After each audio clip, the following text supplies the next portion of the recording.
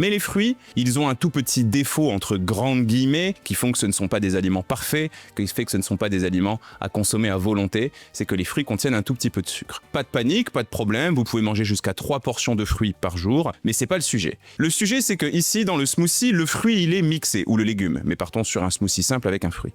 Donc, on a détruit la quasi-totalité des fibres qu'il y avait à l'intérieur. En fait, une fibre, plus elle est grande, plus elle est intacte, mieux elle fait son travail. Et ici, on est sur des fibres vraiment microscopiques, presque entièrement détruites. Bref, on perd tout l'intérêt nutritionnel. Mais le problème, c'est que le sucre qu'il y avait dans le fruit, il est toujours présent, lui. Et dans un smoothie, généralement, on est sur des quantités qui sont assez phénoménales. On n'est pas sur une portion de fruits de 80 à 100 grammes. On est plutôt sur 2 à 3 portions de fruits. Donc, dans une boisson comme un smoothie, vous allez avoir le sucre de 2 ou 3 fruits, donc 2 ou 3 fois un petit peu les défauts du fruit, mais vous n'avez pas les fibres, pas 2 ou 3 fois les avantages du fruit. Voilà pourquoi c'est pas forcément une solution super intéressante, sachant que parfois du sucre est ajouté à la recette, un petit peu de miel, voire même parfois un petit peu de crème, comme je vous le disais, pour rendre tout ça un peu plus onctueux. Bref, c'est pas du tout quelque chose de très équilibré. Attention par contre, tout ça est une question de dosage. Un petit smoothie une fois de temps en temps pendant les vacances, ça posera pas de soucis, mais essayez de ne pas en boire au quotidien.